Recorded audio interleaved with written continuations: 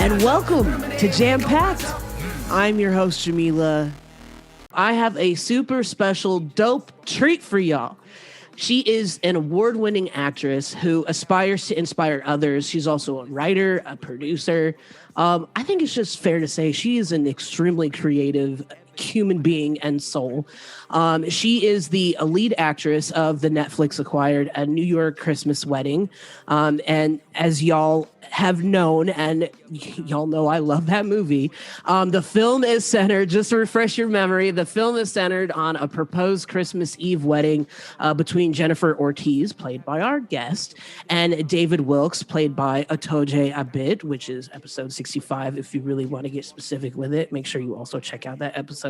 And plans change when Jennifer is visited by the angel played by Cooper Koch, and shown the life she could have led had she not been denied her true feelings for her childhood friend.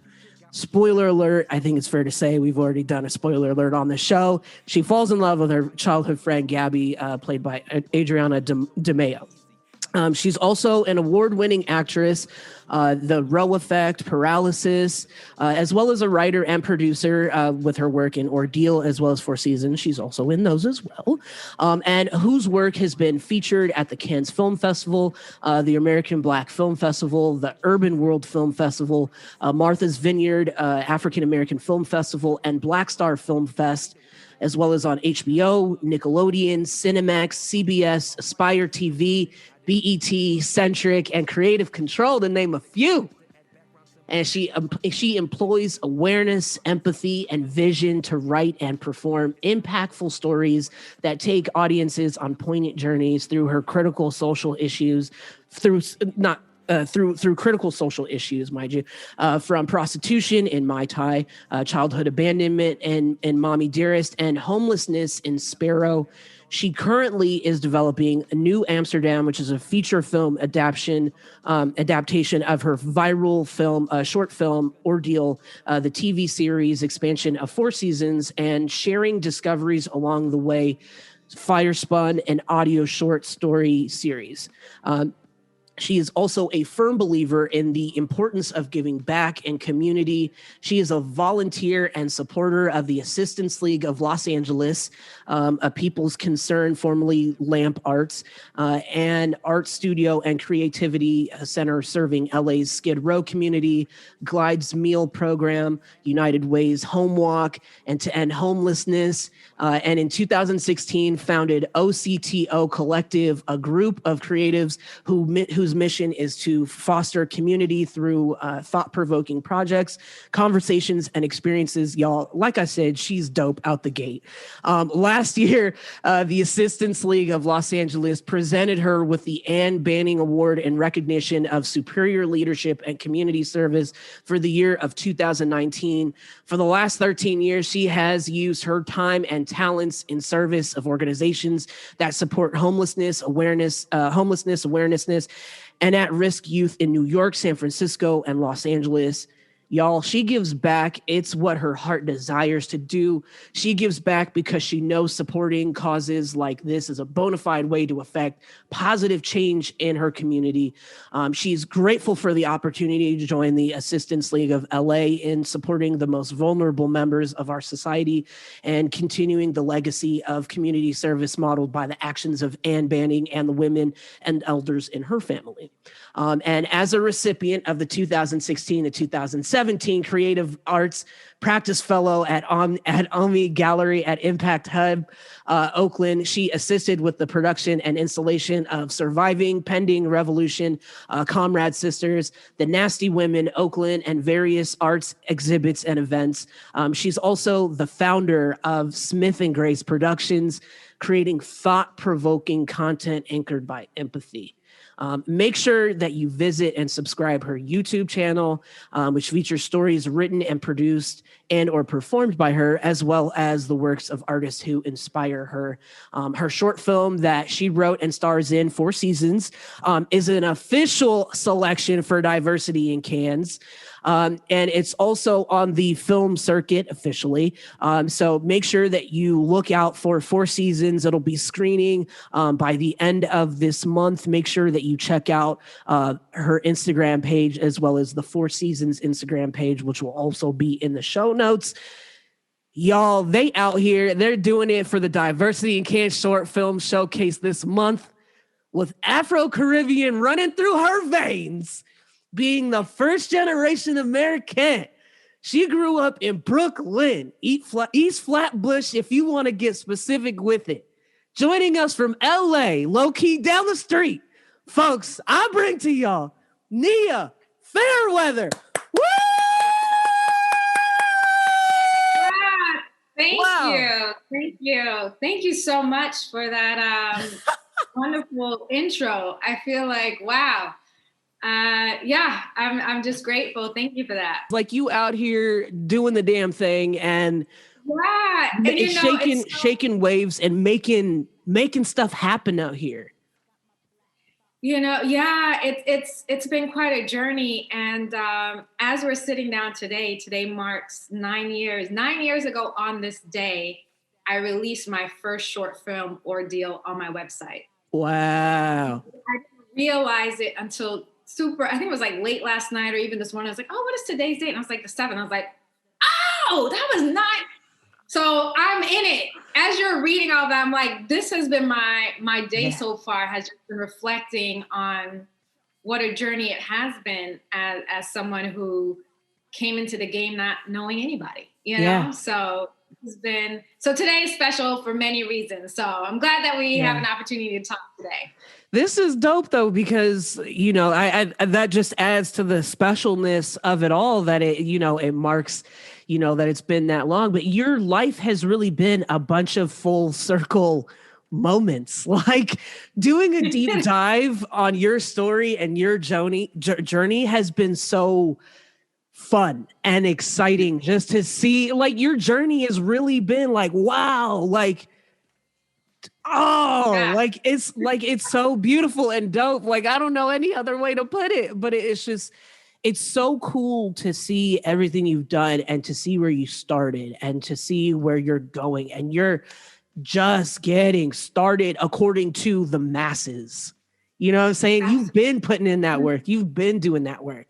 But this is awesome to just be able to look at your journey and to talk about your journey and your story and inspire folks. And you're out here. You out here doing the damn thing. That's the only way I can say it. Yeah. That is the best way to say it. Just doing it and figuring it out along the way. And there has been so many full circle moments, it really has. Because even when you're talking about the Row effect, like Kyle, who's the director on it, ended up being my director on Ordeal because he's the only director I knew. Bro, how do I get a director? How do I do this? And he's like, oh, well, you have a script, you ask someone, and I'm like, all right, will you be my director? And like, so it is so many full circle moments, and just using and being resourceful, in what I had. And so, it's doing a thing. You really have been. And, I definitely want to get to Ordeal and that full circle moment all in itself. Like I said, like, different times in your life have really been full circle moments. And I really want people to understand like the level of dopeness of full circles that have taken place, from Ordeal to Row effect to a New York Christmas wedding, like the full circle of that. There's so many pieces, and it's so, it just made me go, I just wanted to be like, Nia. Like, yo, these people don't even know about your journey, son. That's that just makes me want to just come out with all the like New York, that's, I'm gonna start the accents early. You know what I'm saying? Like it just, it's so beautiful. And I appreciate you taking the time to hang with us and spend some time with us, and drop some gems on us. Cause I'm blown away by your story, just out the gate. So, but I'm just ready. I'm ready to share, and it's that I can't. Because that was this thing, as someone who came in not knowing anything, there were so many times where I just wanted information, right? And so I was looking everywhere. I was reading autobiographies. I was looking at everything, just trying to make my way. And one of the things that has just been really, for me, just a place of gratitude, is to have invitations like to talk with you today. And even with the success of a New York Christmas wedding, where I've had more of an opportunity to kind of share bits about my journey, because I made a personal vow, that when I had the opportunity to, I would, because that's what I needed and what I wanted. And if by sharing some bit of my journey, and in our conversation can at least provide some insight for somebody else, or maybe some encouragement, then yes, that's the way to pay it forward, right? Because along the way, there were different people who did share with me, and some of those are now really good friends of mine. And I just truly believe the way to pay that forward is to at least be that for somebody else, whether they're pursuing acting is irrelevant, right? Because I think so many things apply to different journeys as well.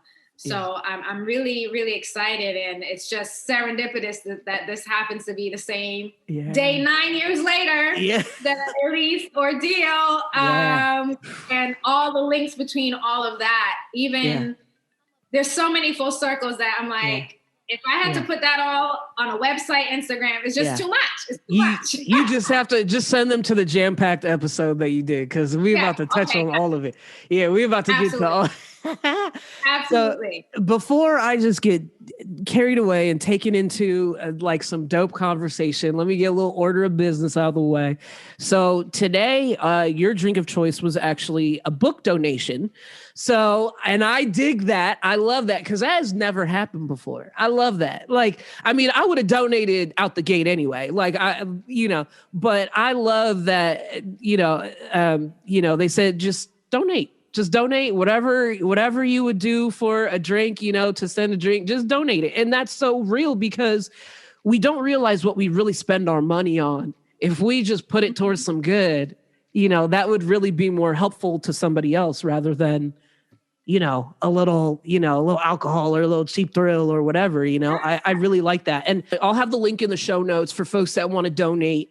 I had to make sure to represent a little bit for the LGBTQ plus community. So there was like a Frida book for the little people. So that was one of the books that I chose as a donation. And just so anybody, if you are interested, if there is a book, right, that you feel speaks more either to your culture or whatever that you want to share and put out into the world for these young people, feel free to just order a book and just mail it to the address that's on there. They do, and just so you know, it's with the Assistance League of Los Angeles, which is an organization I support, and they do a book drive every year around this time. So that's why, and Laura said, man, in lieu of the drink, I'd rather you just book. Because normally we would be in person and doing the book drive. And now with social distancing and COVID and just being very mindful to be safe, it's gone, digital in a sense of just ordering a book and send it. So I'm all for sending books that are diverse, because the truth is the makeup of the young people is more it is diverse, right? And so why not have that reflected in the stories that they're reading, right? And from a young age, why not? There's the classics. But as a kid, I was not really into some of the classics. Like, I was just like, me neither. What is that? Yeah, me neither. So that people know, I'm like, man, I've never read that.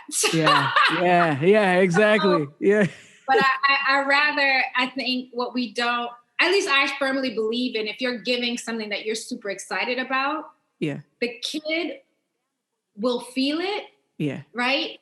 The kid that receives that book will feel that transfers, I believe that. Yeah. So go with what you're excited about. Yeah, no, for sure. There were two other books along with the Frida book that I had donated that escape me right now. But there were other books I was like, dang, I don't see them on this list. Like, I definitely want to send some in. So I've got to. There were some other books that were brought to my attention that were kids' books that were like LGBTQ type of books for kids. So I wanted to make sure that I send those as well. So I've got to remember the names of those and then send them out. So, but for folks that are listening, if there's a book that you want to make sure that you send out, or if you are an author yourself and you want to send it, make sure you send it. The more the merrier. You can never have too many books, to be honest. So I think that's really dope. And whether you catch it within this month, it's or you're catching this episode after the fact, no worries, because we're always receiving things because there's always people in need. And so feel free at any time. Yeah, I love that. That's so dope. So we got the drink choice. So today we're also going to play story time. So we're going to play with some accents. So we'll do that in a little bit. Nia's trying to mentally prepare herself for the level of story time that's about to take place, y'all. But I want to. Okay, let's go. It's all right. We're gonna converse. We're gonna chill. I'm all game where I'm just like, it's that part of me is like, oh, I hope you're ready because who knows what may be said? I don't know. So that's the beauty. That's the beauty of it. That's the beauty. Let's do it. I love it. Now, for folks that don't know, your journey to becoming an actress has been a very cool, interesting, and very weird. It's been a journey. It really has been a journey. After graduating high school and you were into fine arts and sculpting, you had put together a portfolio to possibly go to school for fine arts, and you enjoyed movies, but you never saw yourself in it. And you didn't grow up wanting to be an actor. As she shakes her head frivolously, she's just shaking her head like, nope, didn't want to do it. She didn't want to grow up being an actress, nowhere near cameras. And you grew up extremely shy. And you would reenact stuff from TV, but you were your own audience. You were a huge fan of Michael Jackson, and you would love mimicking and dancing. And you thought you had to be like Michael Jackson in order to make it. What was it about Michael Jackson that created that spark within you to reenact his dance moves and singing? And what was your go-to dance move? Oh, first, hands down, the moonwalk. Yeah. Hands down, the moonwalk. I like the moonwalk is my jam. I still do it. Yeah. As a child, though, totally. I was that kid that put on socks and had put baby powder all across the floor. So I could glide. And, for all my West Indian people, hello. Yes. You better get cleaned up before your mother find it, right? So it was like, I'd have my whole jam session, a whole concert. I was having a whole Michael Jackson tour, okay? And it had to wrap that up in about 5.5 seconds before you get in trouble for having good powder on the floor, right? So 100%, it's the moonwalk. With Michael Jackson, for me, I just thought like this man, again, I was just watching his performances. I didn't know anything about him, his history or anything. It was just, anytime I saw him, this man was performing and just dancing his ass off. Yeah. And for me, I always loved dance. In my household was always a lot of music. And there's people dance, any gathering, there's going to be music and dancing. It don't matter. Yeah. I mean, seriously, in my family, from the most celebratory of things to funerals, is dancing. I kid you not. You West Indian, that it comes with the territory. I don't know if you can see the Haitian flag behind me, but yeah. My mom is from Haiti. And so, Haiti, we out here. So yeah, I know what it is. Like your parents, your dad's Belize and your mom is from St. Vincent. And then Brooklyn. I mean, that's its own culture, right? That's the turn up all together already. That's the whole mix up right there. That's the whole pot, right? Yeah. But yeah, for me, Michael Jackson just had a certain level of, I think it was just how effortlessly he made it look and how on point and how mesmerizing. It was like watching magic. Yeah. Still is. I remember watching the This Is It documentary, and it was the first time getting to see how meticulous he was. Yeah. And in many ways, he's also, I think he's Virgo. Yes, Virgo, August 20. And I was like, oh, that's why. Yeah. Because I'm also a Virgo. So here, we're friends, you know? Let's figure that out. But I respected his work, his diligence. And I think what he doesn't often get credit for, while he had a lot of dance songs, the man was really political in some of his songs and statements, you know, heal the world, black or white, they don't really care about us, right? Like when you really listen to that song, I feel like he was putting out anthems. Scream was the first time I heard someone talk about what it means to be celebrity, you know, and having to deal with all the attacks him and his sister had endured all of these years, right? Yeah. So there were so many things for Michael Jackson, for me, that wasn't just the glitz and glam and all of that. I always empathize with the fact that he, to me, as popular as he was, it was like, did this man really get to live? Because with that came a lot, you know, a certain level of isolation. So to this day, he is someone I think about. What does it mean for celebrity and fame and to be really great at what you do? And then all the other stuff that comes with it, and how can you manage that? And I think he was of a generation where folks weren't trying to manage, you know, it was just what it is. And I think now with social media and everything else, we have a little bit more awareness of what that looks like and the effects it can have. So just being very mindful, but his level of advocacy is something that I don't think people really wholeheartedly give him credit for. And granted, now we have to reconcile because there's, you know, the documentary and this other stuff that's come out. I haven't watched it yet because I don't know, you know? But I strongly believe that celebrities, it's a title that we give people that at the end of the day, they're human beings and hella flawed, right? So by no means did I think he was a god. By no means did I think he was like the model citizen. I'm sure there's a whole lot of things about him and others that we don't know. But when I just look at his work and what I knew at that time, there's so much to take from it. And he used his platform. When I think about, you look at videos of We Are the World, I'm like, what? Like, where's that? You know, people galvanizing and being like, yo, we're going to put this out in the world. To me, I look forward to the next iterations of that. You know? Yeah, that's so true. Actually, just for you, I wore my Michael Jackson shirt. Yes, do you remember the time? I know exactly. Yeah. Shout out to Madam Muse for making that shirt. You know, you were always, you know, passionate about storytelling, and when deciding you wanted to do what you wanted to do with your life, your parents were actually pushing you in a different direction.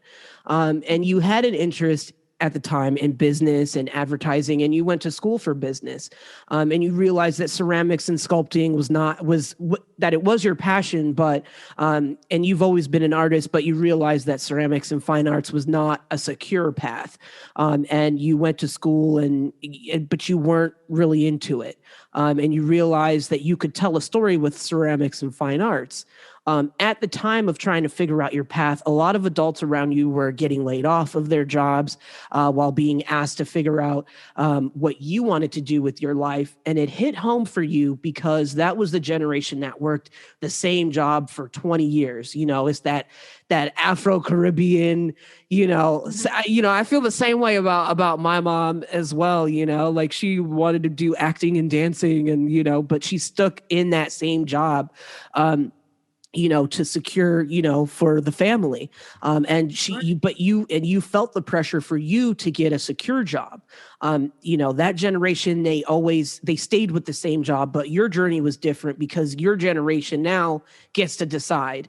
And at that time when trying to decide, you basically read all of the Oprah book club books, and you read The Alchemist, and I've read The Alchemist as well. I had like a reader tell me I needed to read The Alchemist, so I understand where I completely understand your journey on so many different deep levels, and you stumbled across a quote that was something to the effect of when you were about 6 years old.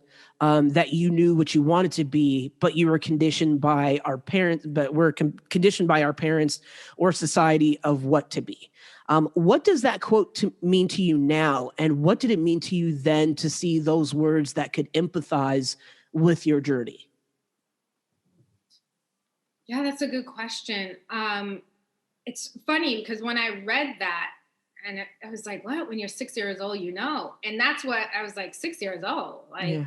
I was into Michael Jackson, but I knew my path wasn't Michael Jackson. I knew that wasn't my lane, right? Mm-hmm. And it made me kind of think like, well, what was that, right? Mm-hmm. Trying to think back, and I loved the theatrics, right? I did love the theatrics. I love film. I love theater. I was really imaginative, always very perceptive. Would recreate things, would do all kinds of stuff, but I couldn't think of what that would be, right? And so it was really interesting in one of those quiet moments. And at this point, it was like months of trying to figure out what I wanted to do and trying to suss out what was that real thing. Because ceramics is still a part of me to this day. The planting of the seed of it's not a secure path was what others said to me. Because when I was in high school doing it, I was just doing it for the joy of it. Mm-hmm. And I saw the impact. I didn't know that you couldn't have a path in that. That wasn't concrete to me, right? So that's something that came from the outside. So even while I was trying to grapple with it and bringing ceramics back into my life at that time, I knew I was an artist and I felt whole the moment I introduced that back. But at that point in reading The Alchemist and deciding what was the next forward moving thing, literally it was like a clear voice that was like acting. And I was in my bedroom like, blah, that makes no sense. Acting, I was like, I did not act in high school. I was not in a play. Like it just didn't make sense because I had absolutely at that point no conscious awareness or desire. But I had exhausted all exploration of all possibilities. I was looking at fashion design, interior design, like all these different things that I knew I could do. But when I kept asking, does that make me super excited? Do I feel my full self when I think about that long term? I couldn't. Acting was the one thing where I was like, well, I have no answers for this. But something in me was kind of giddy in a way that, well, it's a complete unknown. Mm-hmm. I had no one that said whether or not that was a sure path or not. I knew no one that was doing it professionally. No one in our family was doing it. And the only examples I had of it were the films and maybe the actors who I recognized in film whose work I like and enjoyed and from theater. And so the level of respect I had for them. Mm-hmm. So that's how then I was like, all right, well, let me see if that's the way. Mm-hmm. Because I had exhausted everything. But something in me was like, ooh, wait, this is a different feeling. I've never had this feeling about something I know nothing about. And the next day, this sounds like a film, but literally the next day, a friend of a friend texted me like, hey girl, I haven't seen you in a while. And I was like, oh, what's going? What are you up to? And she's like, oh, I just started doing an acting class. I was like, what? A what? Where? How? And she told me the name of the school. And I literally looked it up and hopped on the train and went there the next day to get information. And I was like, yeah, I'm here to find out about this acting. And they were like, this acting? What do you mean? Are you an actor? And I was like, maybe, it wasn't how I defined myself then. And from that moment, I was like, if this is the way, then let the doors be open. And make a long story short, I ended up going through their program in about 12 weeks. And they're like, you need to go into a conservatory. And then I enrolled in drama school. But that's how that came to being. And the level of joy I can't even describe. It's not even just joy. It's like this giddy feeling of, oh my gosh, like what is it? You know, did I figure this out? Like you're just excited. You know, when I think about schlepping props in a bag on the subway, you know, memorizing plays, doing all this stuff while working. You know, I had to work to pay for school and doing all these different things, these different jobs just to make ends meet, you know, for myself, because I had to fund it myself, right?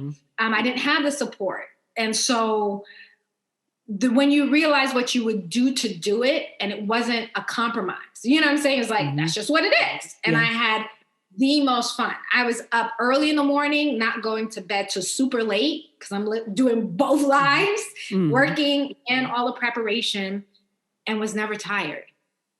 Wow. I was never tired. I was never exhausted. I was never tired. It was just that it was feeding me in a way that I hadn't experienced. Yeah. And along the way, I recognized how my work in ceramics, the discipline for that, and fine arts helped me to create my own discipline and structure around pursuing acting. And that's really... Yeah. No, I was going to say, for folks that don't grasp the depth of what Nia just dropped just now on us, you snuck your props in your bag, hid it from your family. What was it, like a year?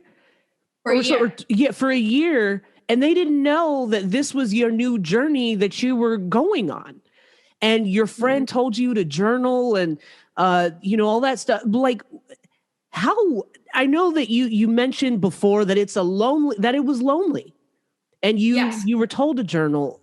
What were some of the first things that came to mind when you were like, damn, like I'm really sneaking prop bags, and, you know, like what was what kept you, I don't want to say motivated, because it finally made sense of that was your purpose, you know, and later down the line, the purpose it was more clear.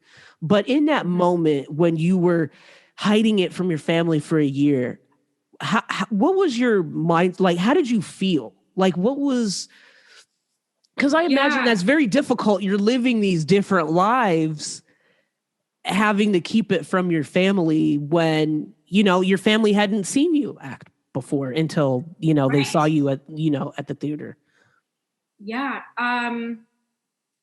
It was a mixture of things. It was that point of, it was almost like protecting a child. That's the best way I can describe it in this moment, where here I have this child that I just want to nurture and raise, and just, I'm figuring it out, right?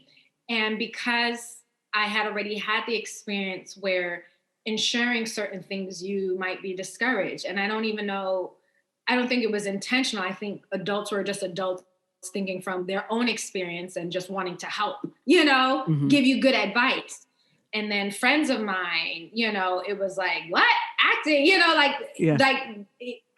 I didn't want to have those other voices, to be quite honest. It was like my own self-preservation and survival is what it felt like.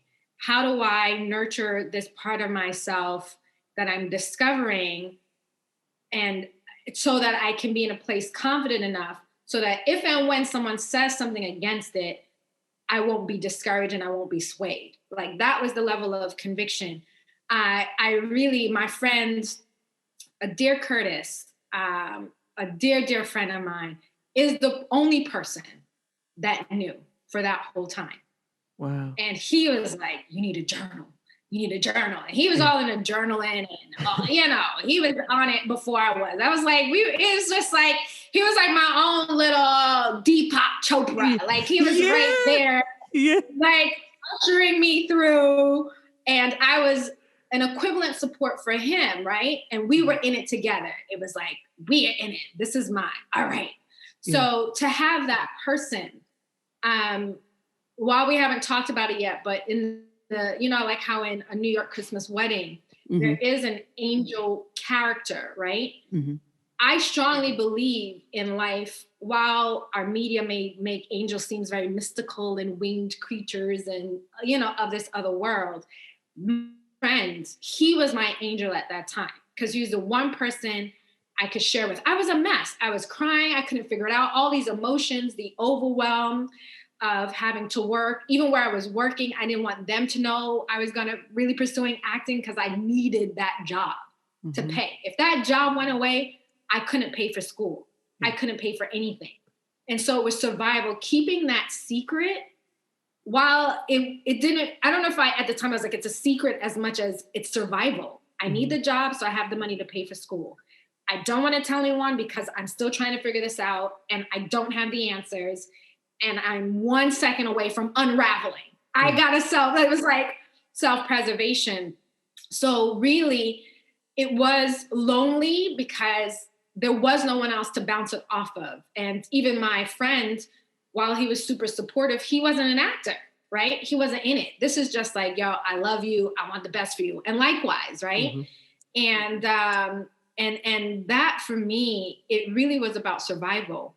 And I think in this moment, when I think about that, I think about the generation before us who may have had to hide certain aspects of themselves or Caribbean accent or whether you got papers or not, to keep that job because you need the money to pay for your stuff to send it back, right? Like you got to buy the things to send back to family and everybody's counting on you, right? Exactly. So in many respects, here I am choosing a path that wasn't necessarily supported at that time and feeling like not wanting to let, in some respects, my family down, but at that same time, recognizing my life is my choice. I was the one that was clear on that. And so it was like having to prove to myself more than anyone else, but protecting myself in that time. And then it felt, it was intense, but looking back, I'm so grateful it happened the way it did. Because without any question, I can 100% say my choice as an actor, my path was my own. No one had an influence on it. No one told me. No one had a weigh in. So the level of conviction and determination, like my unwavering belief in myself in my journey now comes from that root. Because I had to work and do so much in the beginning just to do it. Just to do it.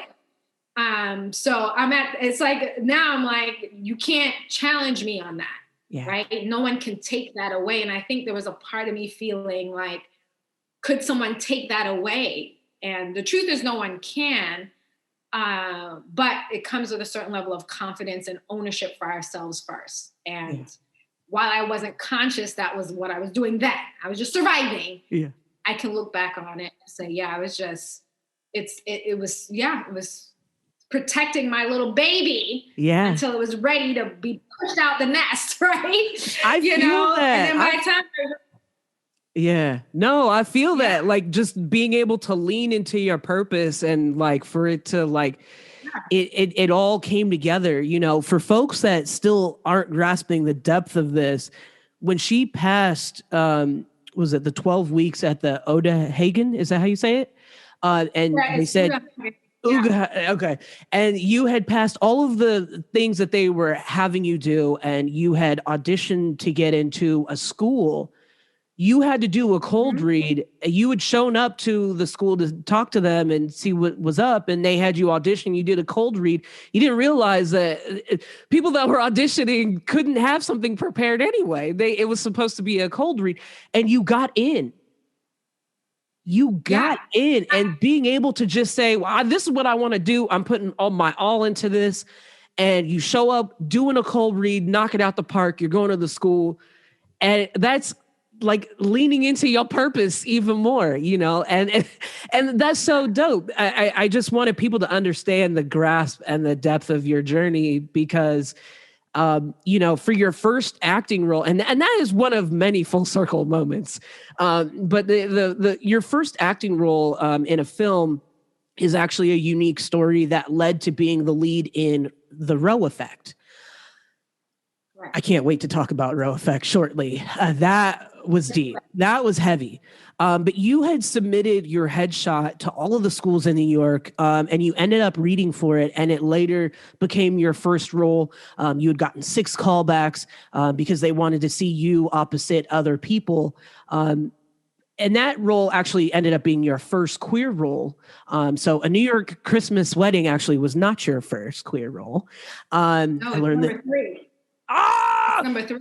Yeah. See, I learned this in my deep dive. I just dove in. We said we're going to do a cannonball in this water.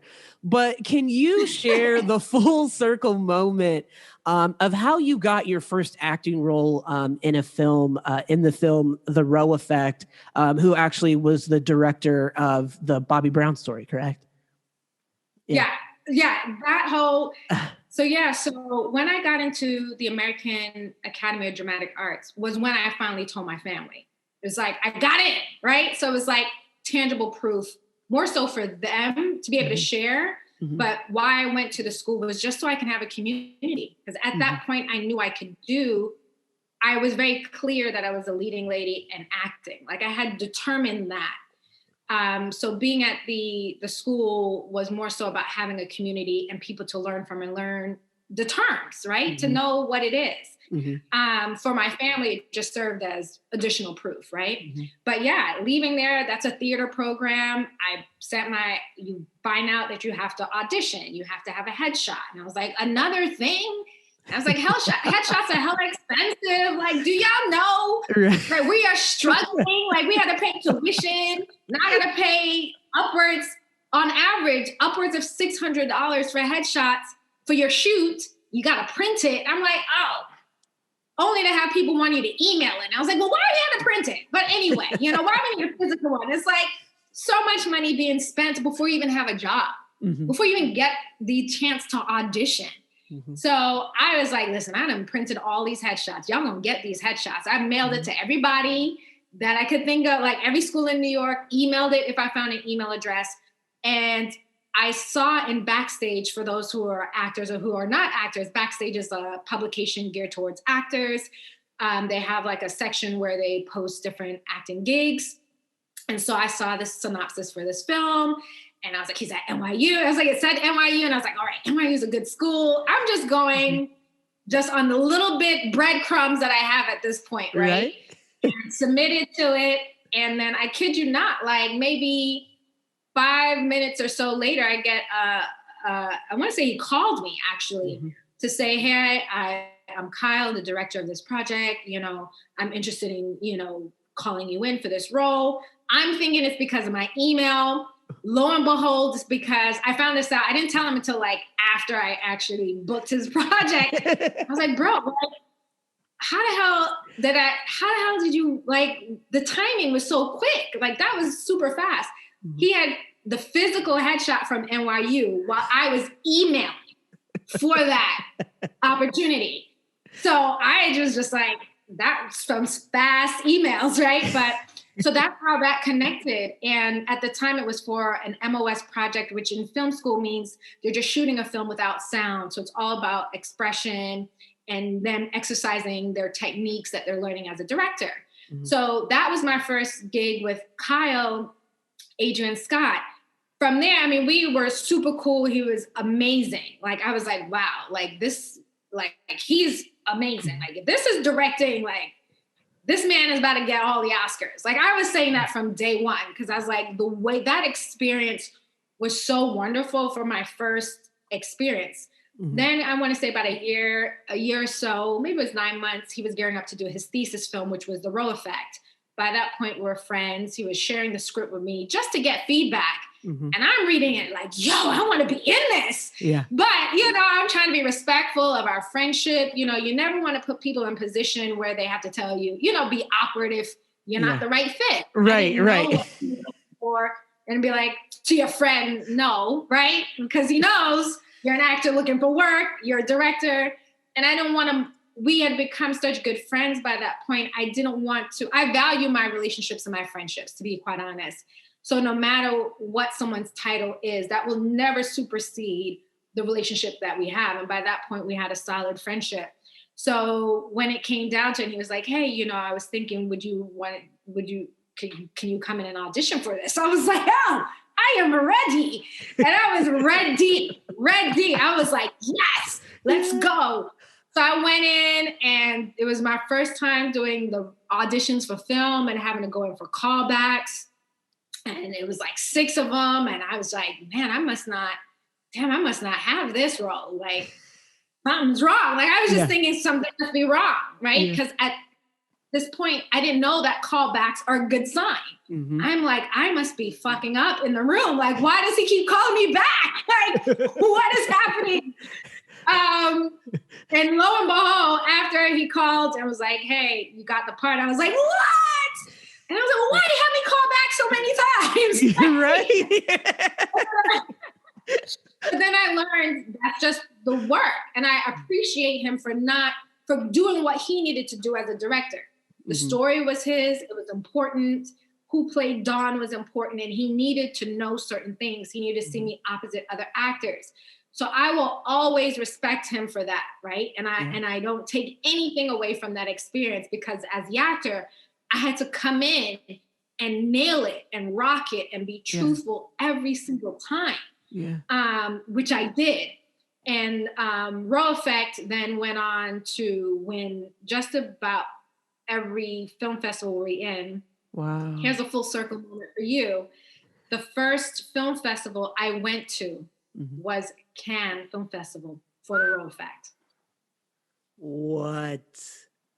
Yeah, because the first festival we actually got into, 2 weeks prior before we got the notification, I had worked so hard to get into an intensive ensemble for the Labyrinth Theater Company, which is where the director of A New York Christmas Wedding met me. Here we go. Talk to him. I worked so hard to get into that. I wrote my own monologue. I pitched myself. I got letters of recommendation just to get into their program. Got in, was psyched, and then Kyle was like, yo, we got into a festival. I was like, what? The dates were the same time. And I was like, this is the worst ever. First film festival, which was the American Black Film Festival, ABFF, we got into, and I was just like, why? Yeah. Why do these things have to happen at the same time? And now I have to make a choice, and I'm a mess. And Kyle was really supportive, and he was like, listen, the Labyrinth, and I just had to weigh. I was like, do I go to the festival, or do I go into something that I felt was really nurturing for me as an artist, as an actor? It was one at the time, the most reputable theater company. Philip Seymour Hoffman was a founding member. Mums, all of it. It's like all these actors who I know from New York, and we see in films, the caliber and of people, I was just like, this is my tribe. And I've worked so hard, 9 months of research and trying to get in. Yeah. Got in the film festival. So didn't get to make it physically to ABFF because I ended up doing Labyrinth. And then the next festival that we were I got word of was Cannes. Yeah. And my first physical film festival that I went to was Cannes Film Festival. Wow. That's incredible. For Cannes to be your very first film festival, if that's not called fully leaning in and it really making sense, wow. Yeah. For folks, first off, folks, make sure that you check out everything that Nia has ever played in, has acted in, is involved with. Make sure that you check all of it out, because it really is, it's the different levels, and it shows how talented you really are and how creative you really are. In the first role of many for you, it was the first, as far as the Row Effect, it was your first acting in a film, first queer role, first queer love story. And that film is super heavy. And I know when you're acting, you try to strip as much of yourself away from the character. But how does Nia decompress and detach from a demanding role like playing Dawn in the Row Effect? Yeah, I was very fortunate at the American Academy of Dramatic Arts. One of my professors, one of my teachers, uh, and a director at the program, a guy named Gregory Simmons, and older Black guy from the theater scene. Just, I mean, he gives you James Baldwin Mm-hmm. vibes. And in drama school, I was always cast in some of the most highly dramatic roles. It was always really demanding. And one of the roles that I was in was a woman who she was suicidal, and I had to do all these things on stage, which would put myself kind of physically compromised on stage, but emotionally, you know. Mm-hmm. And he told me, I need you to start to develop for yourself a way in and out of these characters. And he would always check in with me and say, how are you doing? Mm-hmm. Because I'm dealing with someone who's suicidal. She makes, in the play, she makes about 8 attempts on her life, right? So it was Mm-hmm. intense. Mm-hmm. And he kept saying, are you okay? I want to make sure you're okay. Make sure you're conditioning. And I thought, man, he's being so serious about this. And I didn't quite understand why Mm-hmm. until you get into it. And I'm realizing, oh, you're dealing with some heavy material. Whereas I was just like in it for the character. I was in Mm-hmm. it.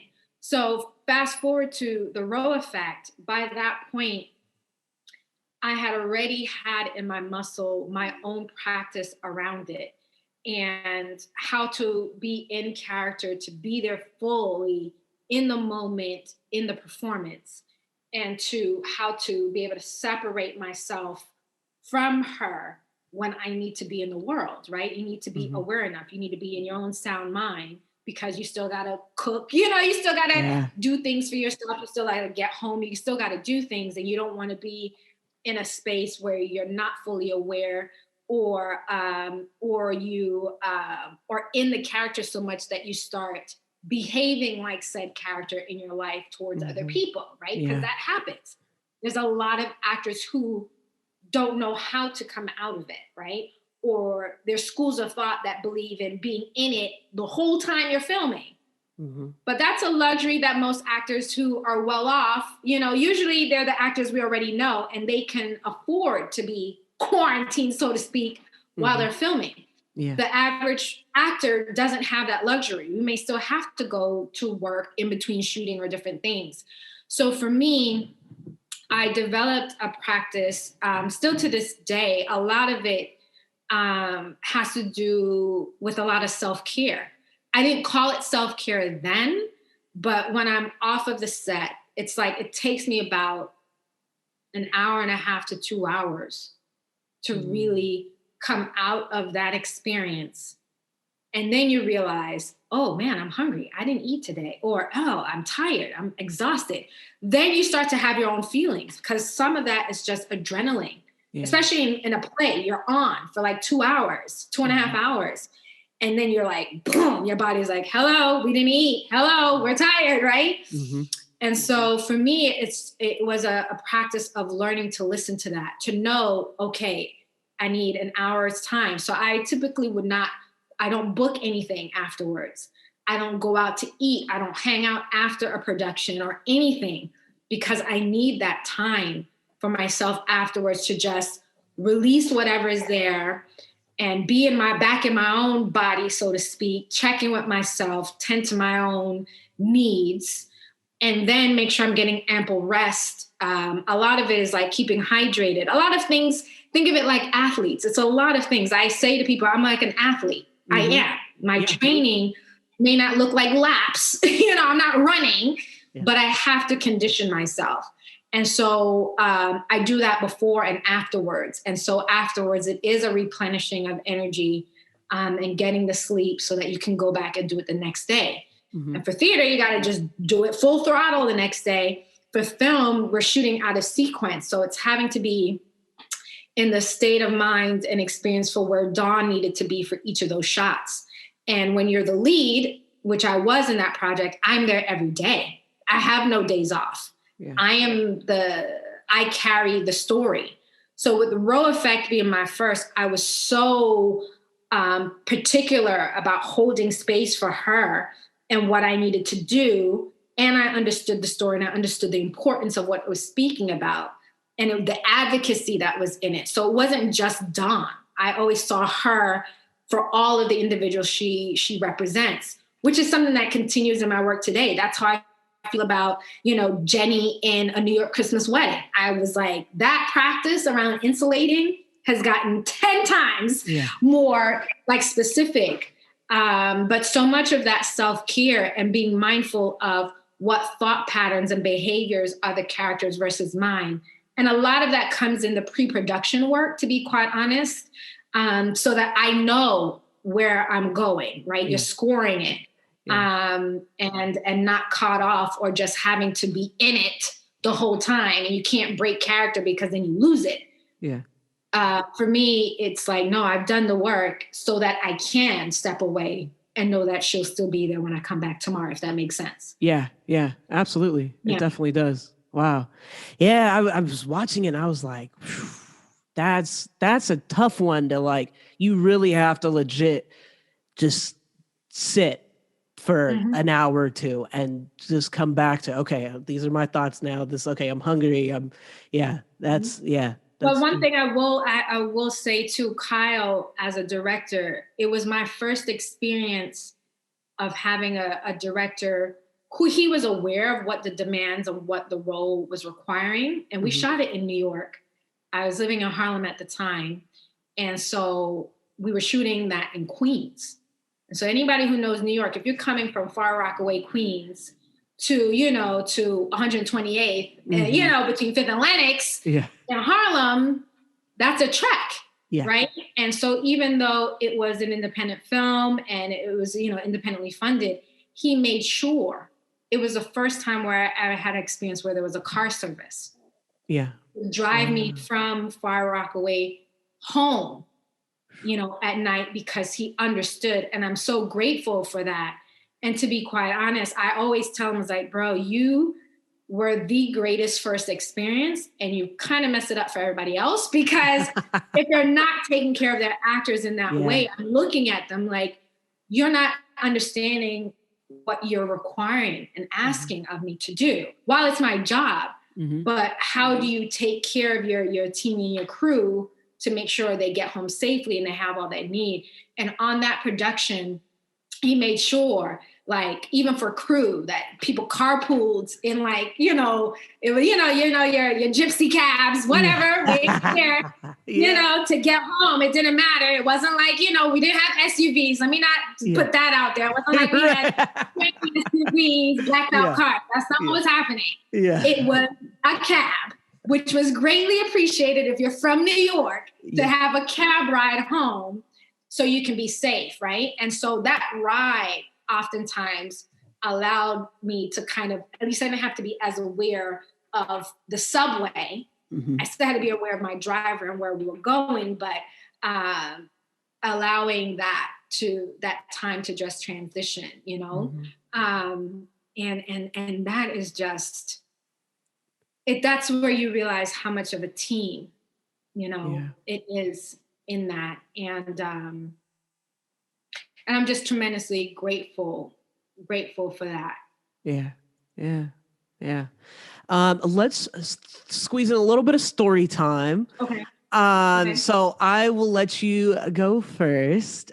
So for folks that are listening, we decided to do some story time with accents. So every time we're giving a word, and I'm going to try to keep track of the story that we put together, so that we can go back to see what creative story we put together in story time.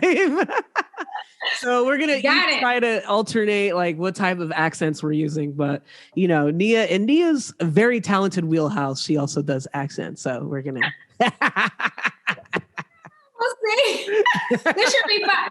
Because accents can be anything. Hello. They really can.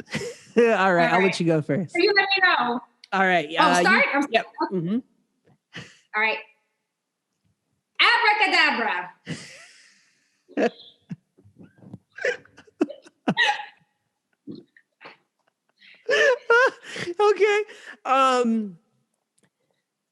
Boris. Carlito.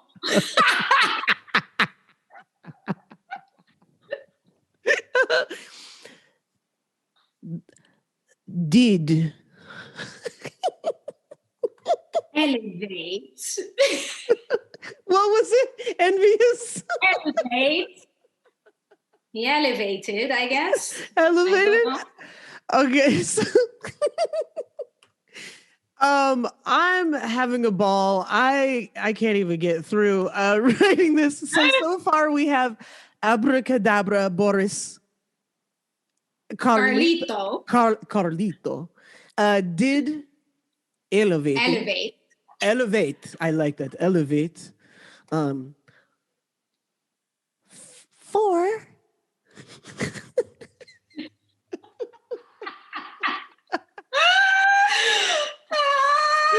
Goodness. Goodness. You say goodness? For goodness. Okay. For goodness, yes. For goodness.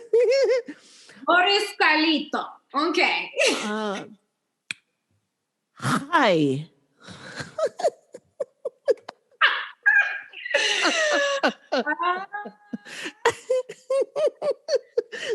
You said hi?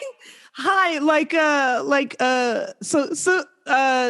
let's see. Abracadabra Boris Carlito did elevate for goodness high. So high, like high in the sky. Hi. Imagination. Imagination. Okay, I like that. Okay, imagination. Just. Just. Just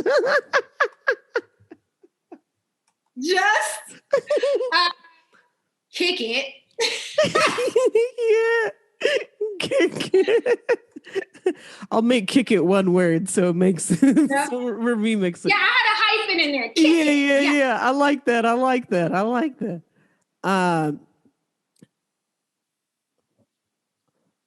Lounging. Lounging. Manhood.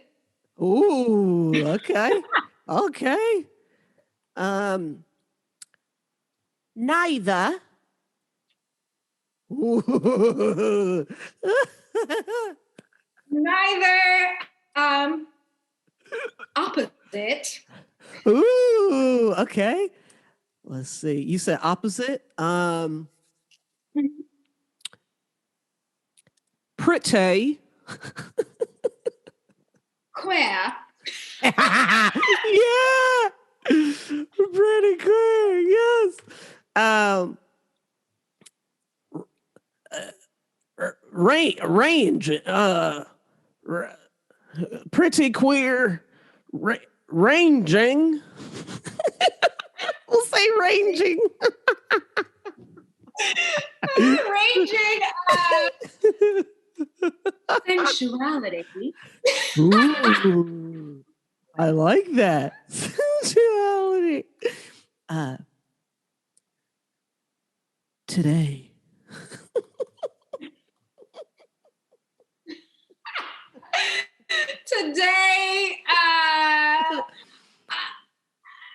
Today, understand. Understand. Okay. Understand. Various. Little lisp action. Weaponry. What was the word? Ranging. Okay, so just a recap of what we have so far. Abracadabra Boris Carlito did elevate for goodness, high imagination, just kick it, lounging, manhood, neither opposite, pretty queer, ranging sensuality today. Understand various Weaponry. Ooh, weaponry. Whoa. Weaponry. xenophobes. Xenophobes. Yard man. Yes. Yardy. Yes. Yardy.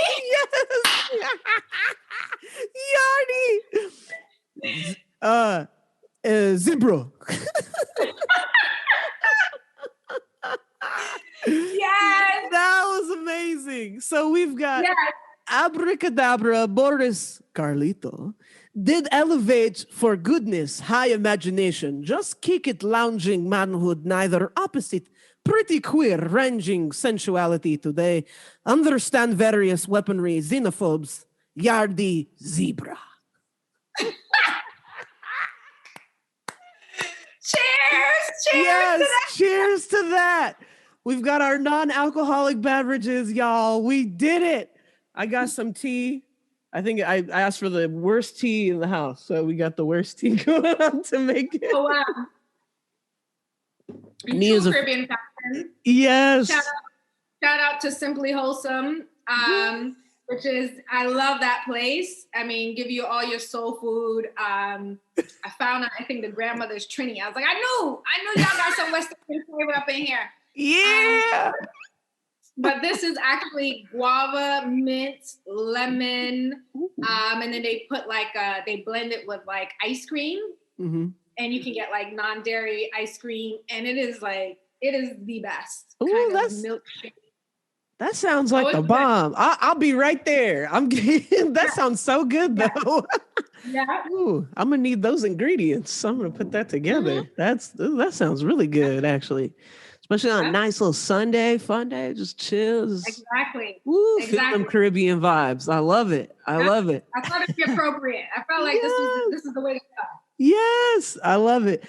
Now, we had talked about A New York Christmas Wedding.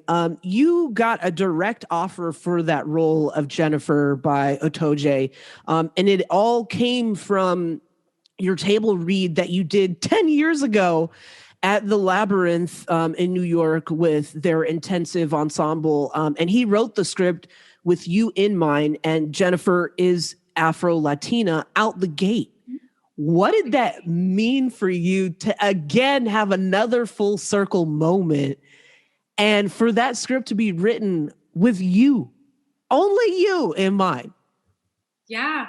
So for those who've been following the story, remember Row Effect got into ABFF. I had a choice between that and Labyrinth Theater Company, which I worked hard to get into. Ended up choosing Labyrinth Theater Company, so I never made it to ABFF. Fast forward, Otoje saw me at a reading at same Labyrinth Theater Company, which I had worked hard to get into, having done a reading. And for me, whether it's a reading or production, I'm going to give you 1,000%. I did not know how much he enjoyed my work from that day, and that he had been following my work for the last 10 years since then. And so when he wrote the script, he wrote it with me in mind and made me the author. So in many ways, I guess, had I not been at Labyrinth, who knows, would I have had this opportunity, right? Our first festival that A New York Christmas Wedding got into, guess what it was? Hey. ABFF. Yeah. Yeah. So that was where we ended up premiering. It was my first time seeing the film was at ABFF this past year because it went virtual. We had gotten into Martha's Vineyard, which also the Row Effect was at. But they were they were trying to figure out their timing, as everyone was in this past year. So that's the full circle with that. Being part of this film and this story, one, to have someone have me in mind, it was like a huge honor. And as someone who, the other part of this business too, typically as an actor, you'll get your work through an agent or a manager who's out there pitching for you. I don't have an agent or a manager. So to book my lead role in a feature film that is now on Netflix kind of goes against a lot of the rules and ideas of how someone gets to be there, right? So for me, for Jennifer to be Afro-Latina, it was great. I mean, when I read the script, I always am reading for what is the story about? Does the character have an arc? What is she doing? What is she saying? What is she representing?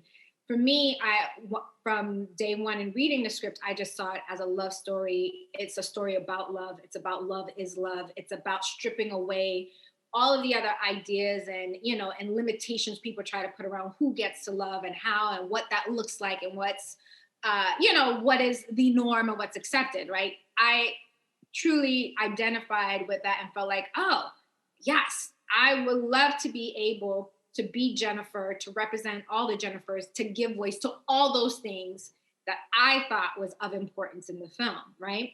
Her being Afro-Latina was great. For me, I'm like, I'm Caribbean American.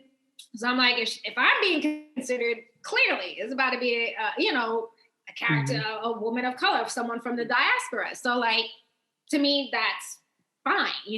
I love that her father is a supportive father, which we don't often get to see, especially, and he's a Latino, he's Puerto Rican, and my mother in the film, she is African-American. So it's a Black woman with a, Puerto Rican father, which we don't often get to see. And so for me, for the culture, I was like, yes, whether you consider yourself Latin, or whatever, I'm like, hey, we got the same roots, and I celebrate it all, right?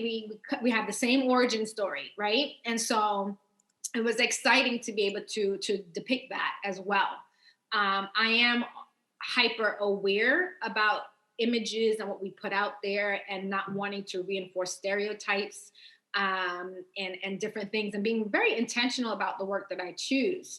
And so being cast in it, having this experience, and now it's in a space where everyone can watch it on Netflix for those who have Netflix. And this festival season was very different because everyone was trying to find ways to go virtual. And this was the first time my family, especially even my extended family, was ever able to see my work. Because you got to remember, with film festivals, ABFF is typically in Miami. We would have had to be in Miami for the festival. Only those who were in Miami could see the film at that time. Same thing when I was in theater. Unless you were in New York to be at the theater to watch the play, you're not seeing it. So this was my first time having my family in Belize, St. Vincent, here in the US, be able to see my work at the same time.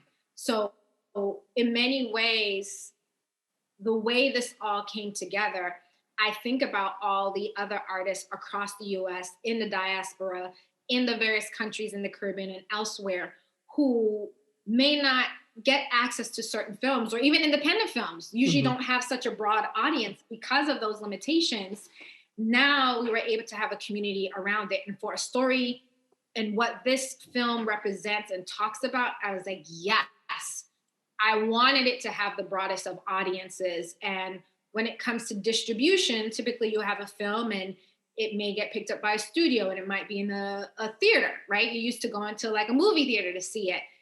It was clear that that might not happen in 2020 because of all that was going on. And I literally told my sister, I was like, oh, if I wanted to be at Netflix, if it could be at Netflix, because I'm just thinking about global access, you know? And so when 2 months later, the producer reaches out saying we're landed at Netflix, I was like, yo, did we just manifest that? Like, what just happened? But I'm super proud and super excited because I'm glad that it gets a broader audience than had the world been operating in the way we knew it previously. I don't think it would have. And so one of the silver linings of 2020 for me was that it created a situation where this story was able to be seen by more people. In the same way, like the Row Effect as a shorts typically don't travel. But because we had one at ABFF, then it was on HBO for 2 years. And that is a powerful story as well. So with A New York Christmas Wedding, I'm just really grateful. And until recently, and even as we're talking today, I am just connecting all of those dots. Like, yo, if I didn't go to, if I didn't go to Labyrinth, I wouldn't have met Atoja and we wouldn't have been having this conversation about this film.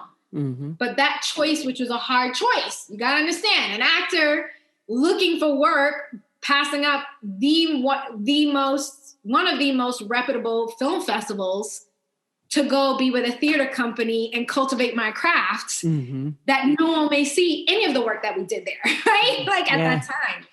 So, but I was so clear on why I'm doing what I'm doing, right? And so this moment with a New York Christmas wedding is so representative on so many levels, because David Anzuelo, who plays my father in New York Christmas Wedding, is from Labyrinth. I met David at Labyrinth. What? He was one of the actors there with me. Yeah. And then call it like 2 years later, he did like an acting workshop.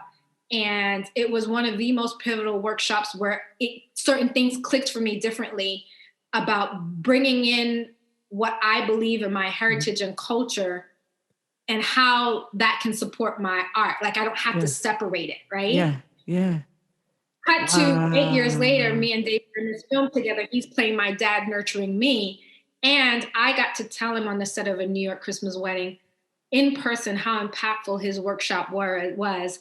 He's the first person to ever sage me and bless me is David Anzuelo, who plays my dad in a New York Christmas Wedding. And so all of that, while I wasn't conscious of all of those levels while I was filming, because again, Jenny was my priority, it's now in the reflection mode and where I'm like, oh. Yeah. I wouldn't have met David. I wouldn't have done that workshop. I wouldn't have had, when Atoja told me, oh, I'm thinking of casting David Anzuelo as your father, I was like, yes! I was just so excited. Yeah. And David is an amazing actor and so nurturing. So to be able to be opposite him was also a treat, as well as the rest of the cast. So it's just the representation of Jennifer, it's on so many levels. And beyond who we are in real life, David is, is Latin, and American, and has all these, like, such a rich heritage as well. And by nature of us being that, we get to also be these characters who have their own essence of that. So it's kind of meta. It's like we're in it and portraying it, while our character stories may be different than ours. But truthfully, it's, for me at least in my work, is about bringing everybody to a place where they can see themselves in someone else. And I think with Jennifer, there's so many universal things that she's dealing with: grief, loss, second chances, finding her authentic self, being courageous enough to love after having lost love, or, choosing herself instead of making other people happy, in which case would have been going down the path with David, right? Yeah. And there's so many things about that that's universal. And my sincerest hope was always that people could see the film and get that, and see themselves, and those who then just see themselves in Jennifer, minus the labels we try to put. Like, she's a woman and in love and trying to figure it out. Yeah. Yeah. I connected with Jennifer so much, and it was just like, wow, like, this is so deep. And, I was gushing over Atoje when we spoke on the show as well. But it meant so much, and the journey of what Jennifer went through, and the coming out process, and living this double life essentially, and trying to figure yourself out before, sending out a press release essentially to everyone, and having to continuously come out. Like, Jennifer represents so much for so many people, that you did an incredible job. And for folks that don't know, like you said, you did it without a theatrical agent or a manager, and you got it all based off of grinding and the work and that you've done. And the New York Times actually had said that you were the first actress to play an Afro-Latina female lead in a queer film, with wanting to be super intentional about the characters that you say yes to. Wow, I have like 5,000 questions hit me all at once, but it really is also your vision board. You wanted to be a leading lady. You had that on your vision board. How, And I'm feeling the gratitude, like just throughout this conversation of what you're feeling and what I feel for you of your journey, your full circle moments. But what did it mean for you to be what the New York Times said that you were, as far as being the first, but also being a leading lady in film, and that being on your vision board that you had, what was it, like about 8 years ago or so, for the last 8 years that you had being a leading lady? What does that mean, seeing that manifestation come to life? Wow, that it's kind of like a little bit of an out of body experience. It's, on one hand, when I wrote that on my vision board, when I wrote it down, I believed it. I knew, I was like, I am a leading lady. I could carry a film, I can carry a story. I just need the opportunities, right? And so you deal with the business side of the industry, and people, you don't get a role for one reason or another, and you don't have the agents, you don't have this, and there seems to be so many obstacles. But I was like, that didn't take away from what I knew about myself. Mm-hmm. I was just like, why don't y'all see this? When y'all gonna get on the same page? Like, when are y'all gonna, hello? Can y'all, all right, fine. All right, you don't get it now, but you'll get it. Y'all will get it, right? Mm-hmm. But that was just kind of because I felt so strongly about it. And it's not that, for me, it was just to be able to have more collaborative, I don't want to say, but wanting the responsibility, what a leading lady requires in film is you are carrying the film from a story standpoint, right? You're the main character. But really, truthfully, over this time, leading lady to me is in everything. It's how you lead, how you create, how you deal with people. In my own productions, in my own stuff that I've written and produced, how do you treat your crew? How do you treat your cast, right? It's like a mindset. It's a lifestyle. And not just about being the first name on the call sheet, right? Like, it's not about that. So when the most eye-dropping thing, because I would read the New York Times every Thursday. Every Thursday in New York is when it would have its art section, right? That's when they would release, reviews on the new latest plays or films that are coming out on Friday. So I would read that every Thursday when I worked in a restaurant in New York, pursuing, my career. I still read, the Thursday. So when I get an email that says so-and-so from New York Times, I'm like, what? I was like, is this from my subscription? Like, what's happening? What's going on? Yeah. I was like, you just like, interview for New York Times, and you're just like, what? Is this real? Like, what are you saying? And then you open it, you're like, oh. And I mean, for me, I was like, this name seems really familiar. Oh, it's because I've been reading his articles forever, And I was like, is this really happening? Is this really happening? And so it was just a moment of utter, just like, wait, you are, it's like, I knew I was. And it was that moment where, because I am the lead in this, then people are relating to me as the lead, which I am. And it's almost like that moment where you realize, oh, now my world is starting to reflect what I knew. And it's just a really powerful feeling. And really, it's an overwhelming feeling of gratitude. That's the best way to describe it, because I can't sit at this moment and not look back at all of that it took to get here. I don't see it singularly, and that's true in our lives. So many of our journeys, it's not singular. And so it felt really wonderful. And I was like, oh, we're about to be best friends. We're about to be friends forever. Like, right. I already claimed, I was like, I already claimed Eric as long-term friend, right? Yes. Mind you, like, it was the email, we had the conversation and everything else. But like, it's just, wow. It wasn't until he said it that I became aware. I didn't realize. I didn't know. And I wasn't doing it to be the first. I wasn't doing it other than I believe in the story and what Jennifer represents, and I'm committed to it. So it feels wonderful. And at the same time, I'm like, all right, the rest of y'all can come on now, Yeah. Right.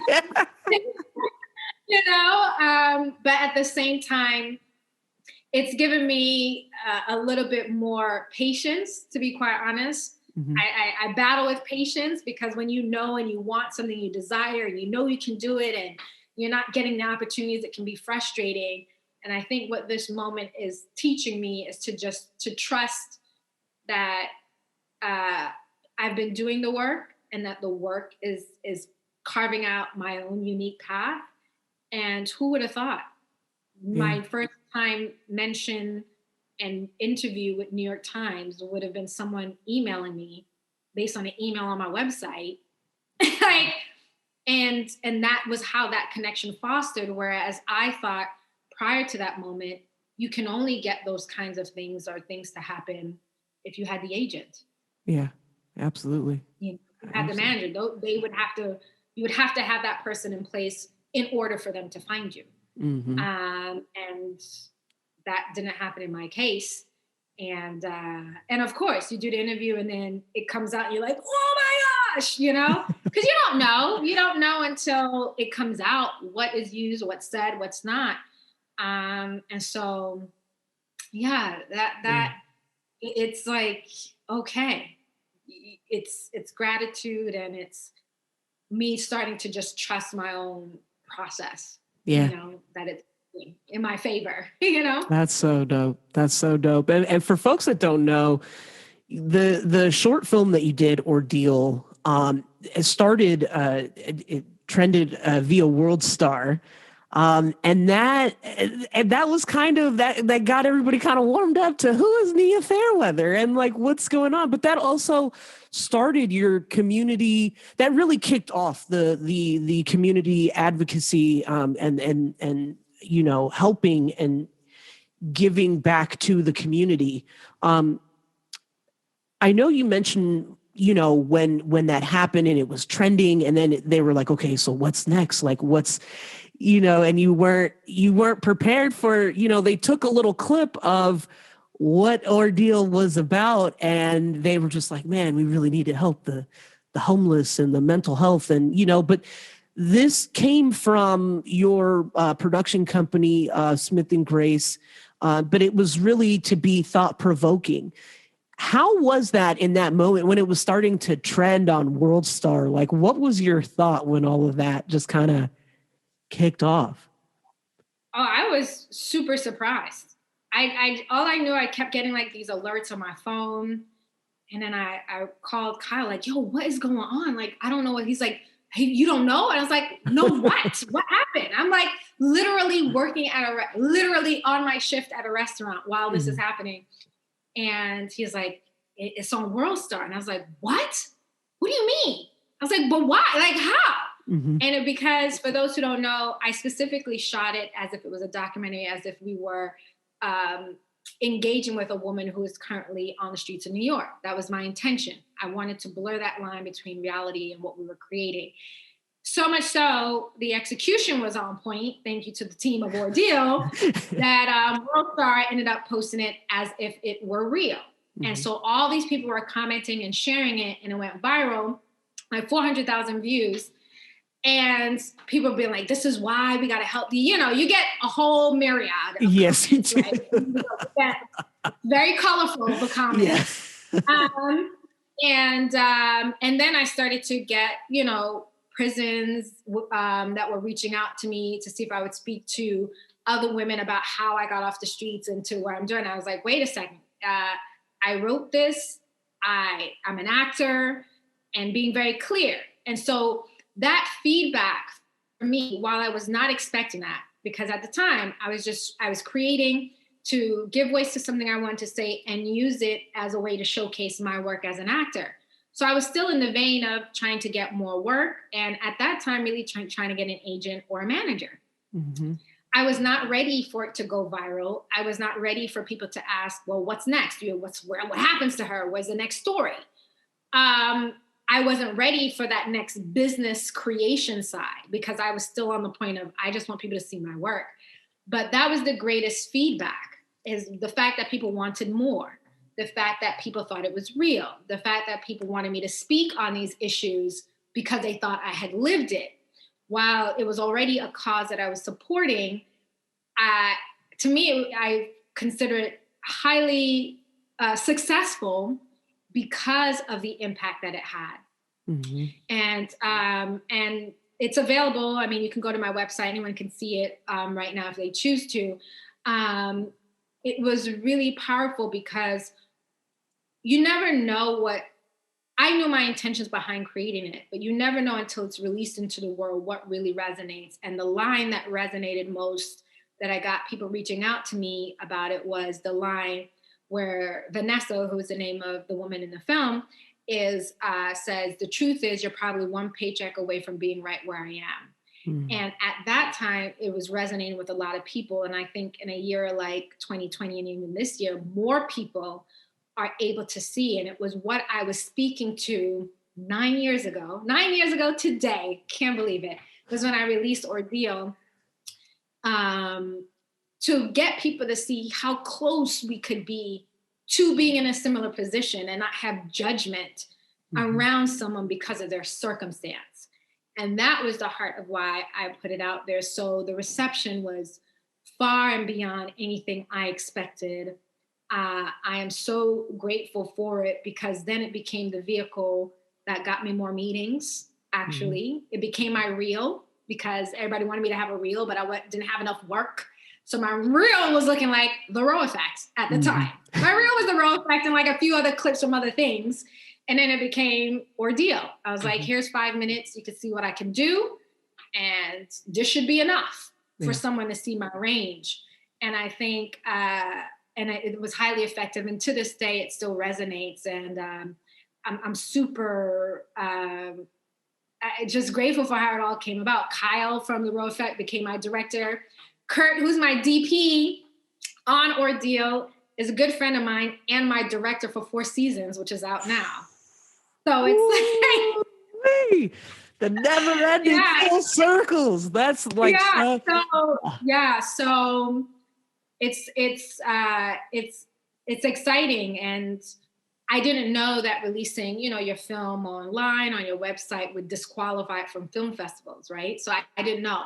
My intention was that I could have submitted it, but it's considered a public release by that point. So I wasn't able to submit it. So while it didn't go to festivals and win all the awards or, the laurels, all the things that people look at to quantify if a story is viable or successful, doesn't exist in that way for Ordeal in that traditional sense, but it is still something that whenever I mention it or share it, for those who've seen it are like, yo, that's when I knew I needed to look out for you. That's when I knew I wanted to work with you. And I'm like, well, that's exactly what I had intended it to do. So yeah, the WorldStar was like the sprinkles on top, because I was just like, well, what just happened? Yeah.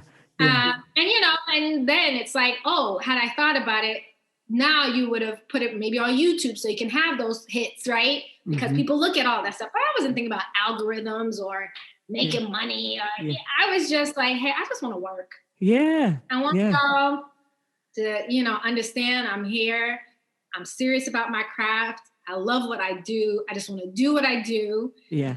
And get past all these obstacles that y'all are presenting, which I don't really own or think makes sense, right? Yeah. But I get it. It's the business. And here we go.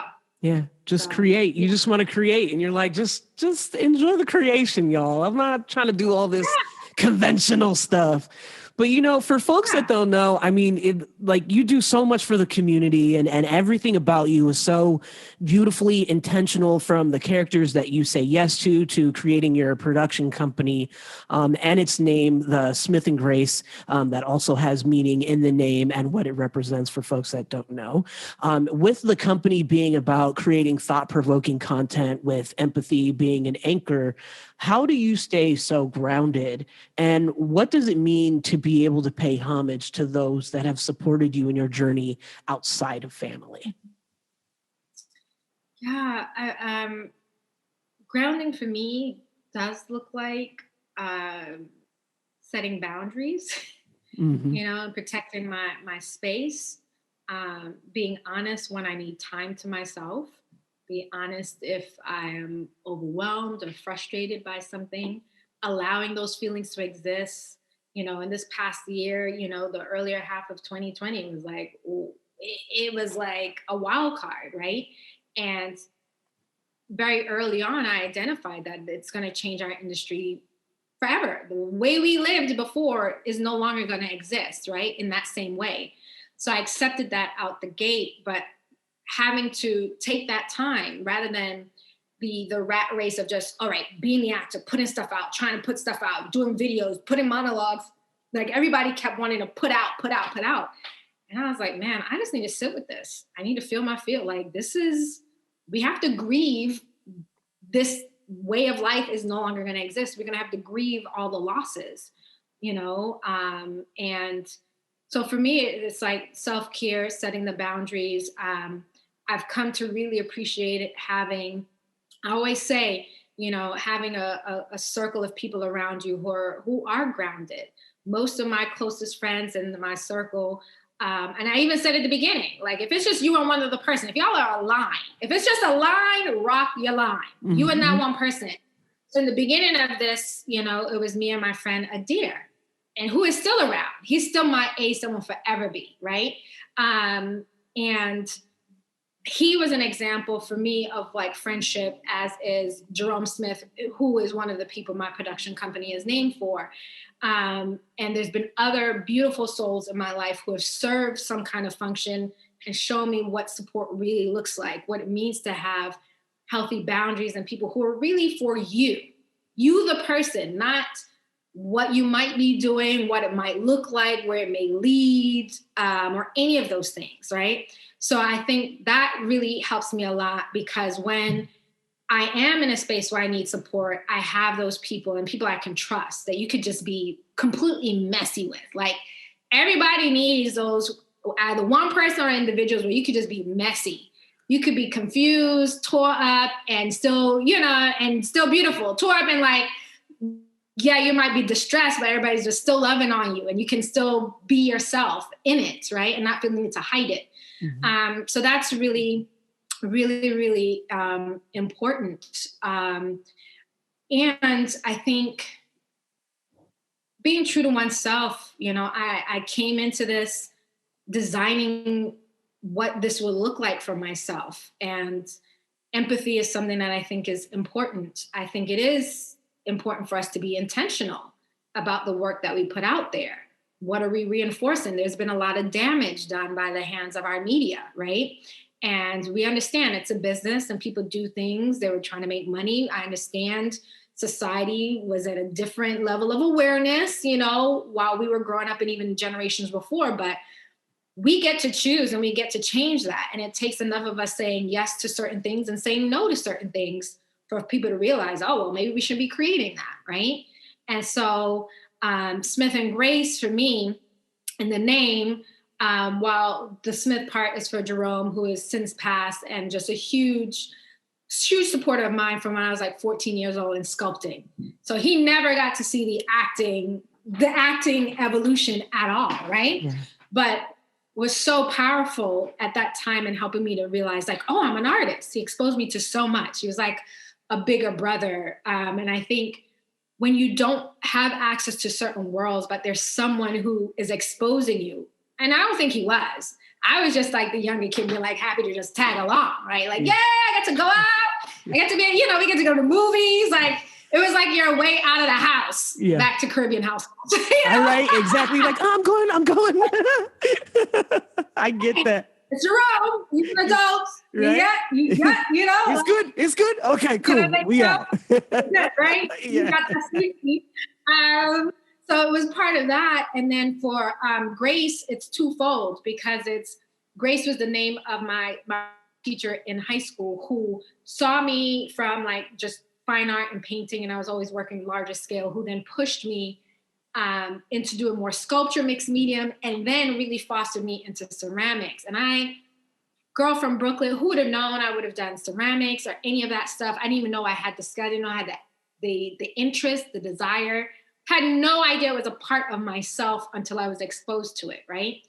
And then the Grace is grace as we know it, you know, in the real true essence of a word that I don't think can fully be described, right? But the grace, the gratitude, the acceptance of, you know, one's purpose or mission, or just the journey of figuring that out, and recognizing what I do affects other people, you know, be it me, Nia as a person, or be it in the work that I put out into the world. So Smith and Grace as a company, when I say the name, it's always paying homage to, yes, almost literally their names are in it, but it really encompasses all of the individuals who have helped me along my journey, all the angels, you know, seen and unseen, right? And I believe in that, you know, and I think from a cultural aspect where I believe in our ancestors, you know, I believe in, you know, spirituality that may not look like the religions that we all know, you know, the Abrahamic religions. It could be a multitude of those things, but for me, it goes beyond those, you know. It might be where all of those, for me, where all those things actually intersect is the sweet spot. And I believe that to pay homage, to say thank you, is the greatest form of currency that we have, right? Yes, we need money to buy and pay for things and live in our current society, but there's a currency that actually, in my opinion, has equal, if not more weight, to say thank you, to give gratitude, because only when we reflect in life do we understand how, when those people deposited into our life, how it changed us or how it made us feel, and how those little deposits, I guess if we're keeping with that metaphor, built interest over time to who we are now. So for me, paying homage is not only saying thank you, but that's also looks like me depositing some of that goodness into somebody else, into the work, into doing the things that I believe or hopefully will have a positive impact, and correct some of the images and messages that we grew up with and that we're even seeing now, right? And so even with a New York Christmas wedding, is paying homage to those who, the Jennifers, who are in that, you know, trying to figure out for themselves, but also for, you know, the queer community and loved ones who haven't had, you know, wasn't the generations before that didn't get to advocate, didn't get to voice. You know, when I think about New York Christmas wedding, it's 1998 when she's a teenager. It's not 2020 where there's so much advocacy and openness and conversation around it. It's 1998. And for me, she was a young woman who loved her best friend. I don't even know if Jennifer knew at that time that she was queer or lesbian. She had those labels, just who she loved. Like, damn, I'm feeling some kind of way. I'm about to make these cookies. I hope I'm gonna work up the courage to say, and then what? You know, I go, oh, you know, and how you react irrationally when when that part of you that just loves and wants to share gets diminished or not taken seriously. And I think there's so many people where that has happened and continues to happen, right? And so I think it is, at least I want to say anyone else's responsibility. Everybody can choose for themselves, but I made the choice to take on roles and stories that speaks to all of that. Because even with Jenny, if we all think to that first love, we were trying to make, you might have made cookies, right? You know what? You might have tried to make some lasagna, might have tried to make a cake, right? Some Rice Krispie treats if you really can't make anything.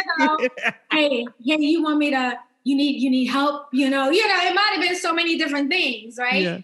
But we all can relate to it. And my biggest thing, to tying into Smith and Grace, and why I say thought-provoking and leading with empathy, because I think I would love people to start to be able to get back to that innate thing where we see ourselves and others, and in each other. And there's a Mayan proverb. Shout out to the Belize heritage here on this one. Hey. It's a proverb that's really across a lot of indigenous groups. It goes to our ancestors. It goes back to ancient Egypt. But their way of phrasing it is, I am another of yourself. And that is the truth. And somehow in our society, it's moved so far away from that. And while we can have protests and we can have other things and all of that is viable, I think my daily protest, while it might not look like a sign, is being on the inside and saying yes to the things to move us forward. And in some cases, writing the things that I think can at least create a conversation around it. And then as Smith and Grace, then choosing if I choose to just help produce or help to usher an event. So, or like even like Assistance League of LA, I've helped them with events to advocate and, you know, raise money or just even their last book drive to have more stuff come to fruition because I believe in what it can do, right? And so Smith and Grace, by nature of its name and what I do under that umbrella, is a huge thank you to everyone in my life and those who've come before, because they did what they could, and now they've passed the baton, and it's up to us. And that's how I strongly feel. And even as we're in February, and I had just very organically shared, which I do often, I share when I'm in the moment too, is that, you know, really this is, while we say, I call it like Black Futures Month, because I'm like, we are in the present and what we're doing now becomes the legacies and triumphs we celebrate in the future. And I believe that any form of advocacy isn't just a celebration of what was done in the past to push a certain cause forward, but it's actually depositing in the lives now and the causes now, so that the next generation can be moving it forward from there. So while we look at our past and celebrate it, we really actively have to be doing the things that serves lives present day in order to have things be different. Yeah. So yeah. I feel that. I feel that. Oh man, that's a beautiful spot to wrap up. I know you got to get out of here, but we're gonna. So usually the way that we end the show is we end with words of wisdom, and I think that's a beautiful spot to go into words of wisdom, as you have been dropping words of wisdom on us throughout this entire conversation, and I feel everything that you've said because it's so dope to see an example, to see you exemplify that you can still be in your purpose and be in your purpose with intention, with good intention, and to change lives and to do good out here. You don't have to be the next whatever it is that you think you need to be. Just be your true authentic self, and you have done exactly that. And I am eternally humbled and grateful for you to even take the time to like speak with us and hang and have some really dope conversation, because it feels nice when you can feel like you can connect with everything that you've when you're to connect with everything. I'm at a loss for words, clearly, but this has been so dope. What would be a words of wisdom that you can leave us with as we continue on in life, in our day, not even just for Black History, Black Futures Month, but everything? What would be some words of wisdom from Ooh, okay. Well, it's funny, as you were just saying, Black History Month, Black Futures Month, one of the things that I grapple with, only because I'm very particular about words and etymology about words. And I understand that race is a construct. It was a device. It was created to separate people, to make us appear to be different. And in that case, in particular, when it comes to racism and prejudices, is to make others less than, an othering, right? And so for me, I think the words of wisdom is a lot of the parameters and labels that have been assigned to us, and in some cases, some of which we may own, were things that were set, often cases, to make us feel less than, right? And so, as the same way, like in the industry, there's so many rules about one way or how you can and cannot do something. And what all of those things I think show and illustrate is that they're there for some kind of structure, whomever decided that that needed to be there, right? But the truth of the matter is that it only exists if we buy into it. And while it may exist, to still navigate and find our own way around it.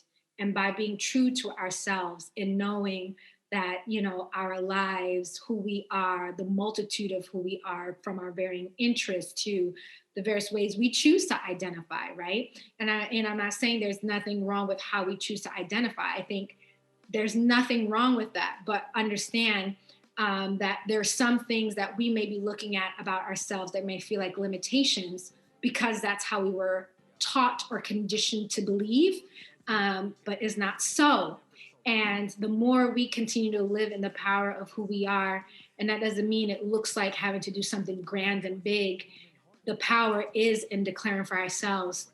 And even if it's just you and your journal, or if it's you and that one of the friends for an extended period of time, till that becomes a tribe, and it becomes a group of people and then evolves into a community. That's the natural evolution. And I think there's so many things in our society even now that would make it feel like unless we have an audience of 1.2 million on Instagram and Twitter and all these places that we don't have a voice, we're not viable, right? Or thousands of followers, whatever that number is. That number seems to be changing, right? Really like at one point, if you had 5,000, you were hitting it. Now if you don't have 560, it's like now you got to have millions. I'm like, okay, this is a whole lot, and I don't have that many videos on a daily to make that work. Like, I just don't, right? So I just say that, just know that, even if your audience is audience of one, how we're living our lives, whether we're aware of it or not, has an audience for your family members, for the young people around you, for your spouse, your partner, whomever. Realize that you already have an innate audience, and even if you're figuring things out, people are observing. Because what I learned is that while I felt extremely lonely in my journey, while I felt like at the time my parents, I felt like, they weren't supportive, I now know that they were also new to this country and trying to figure things out. They didn't know. They had no advice about ceramics or acting. So remembering that some of the people we think are further ahead of us that we go to for advice are still figuring it out. In the industry, they're still figuring it out. Mm-hmm. So, but just know that while you're figuring your things out, there are people observing, because what has been the most beautiful thing is to have my parents now who are 100% supporters of everything. I mean, I think they've shared New York Christmas Wedding more than anybody. They've shared Raw Fact. They've shared everything. They love Jenny. They love everything. Like, they are for everything, right? Yes, but I love it. They get, I now have been the person that introduced them to a world that they know nothing about. And now I have a little bit more insight, and they get to have an experience. And that's for everyone around us.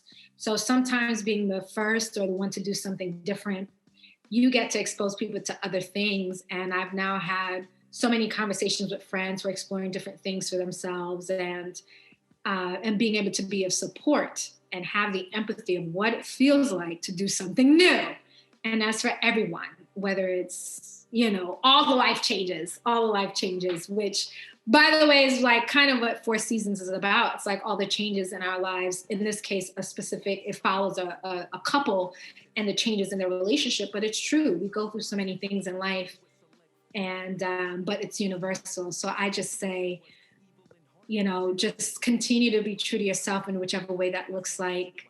And if all you have is that one person, hold on to that one person, support each other. And eventually you'll realize just how much of an impact you're having by being yourself and by figuring that out. And how the more you declare, it gives license to someone else to declare. And they may just be declaring by watching until they get enough courage to declare whatever that is for themselves. So, and rules are there. You never know when you're breaking them, when you just don't know. I didn't know I was breaking them. And some of them, I guess, now are meant to be broken, and things are and life is a little bit more fluid than society will have us believe. I love that. I love that. I think this conversation has taught me, let's see, I think my words of wisdom will be lead with gratitude. I think just speaking with you, it just reminds me to just be in gratitude, just be grateful. You know, this has been so awesome and so dope. And, you know, I'm like, oh, my West Indian sister, you know, you over here dropping gems, like big sis out here dropping gems on y'all. You know, this is so dope. I really appreciate this. And for folks that didn't pick up on that, make sure you check out Four Seasons, the screening. It will take place at the end of this month. For the actual date, make sure that you check in and visit the Four Seasons Instagram page, which will also be in the show notes, as well as Nia's Instagram, which will, of course, will be in the show notes, and the website for everywhere that you need to go to figure out where the screening date is going to be. All the information, it will always be in the show notes. And I'm excited to see Four Seasons because I have not seen it. I'm excited. I'm excited. Your skills out here, like, and imagine, like, y'all that are listening and watching, pay attention. Like, Nia leaned into her purpose. You know, like, you leaned in and said, this is what I want to do. And you leaned in and full circle moments, the journey, and you just get warmed up. Yeah. Yeah. No, I thank you. You know, thank you so much for this opportunity to share. Because truthfully, in talking with you and having to share, it's helping me to connect the dots, you know. Here I am, you know, Four Seasons will be at Diversity Can, which will be my second time back at this festival. Now for something that I've written and produced in a different way, you know, and that puts like a cap on, like, that first can was maybe was 10 years ago. Yeah. And here's the second one. And in sharing is when I get to appreciate and rediscover things that I might have steamrolled, because, you know, when you're living it, you're living it. Yeah. You're not even thinking about it. You're just like, whoo, finally got through that. Wow. You know, but now you can look back and be like, wow.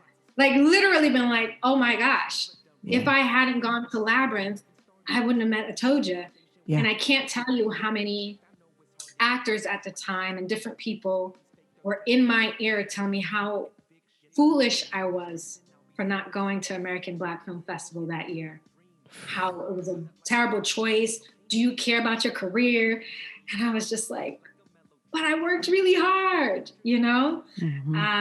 And so that, while I made my choice, but it's in this moment, I'm like, yeah, I'm glad I made that choice, you know? Yeah. Would I have been on a New York Christmas wedding? Maybe we would have met some other way, perhaps. But I can clearly tell you that choice 10 years ago is how we got to this moment. Wow. I'm so excited to see what else is in store for all that you do, whether it be community advocacy, to the films, to the project's creation, the writing, producing, acting, all of it. I'm so excited to just see where we are years from now. You know what I'm saying? Like, I'm so pumped.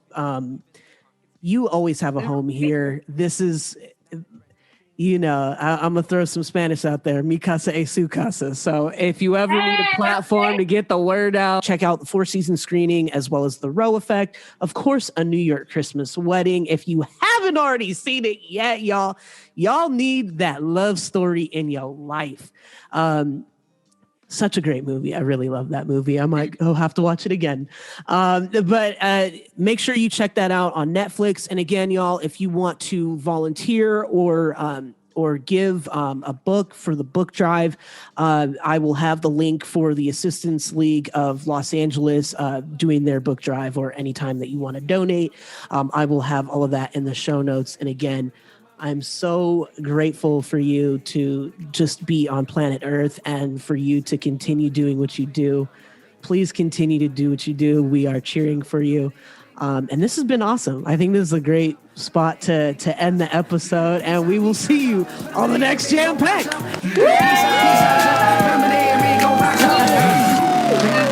Thank you.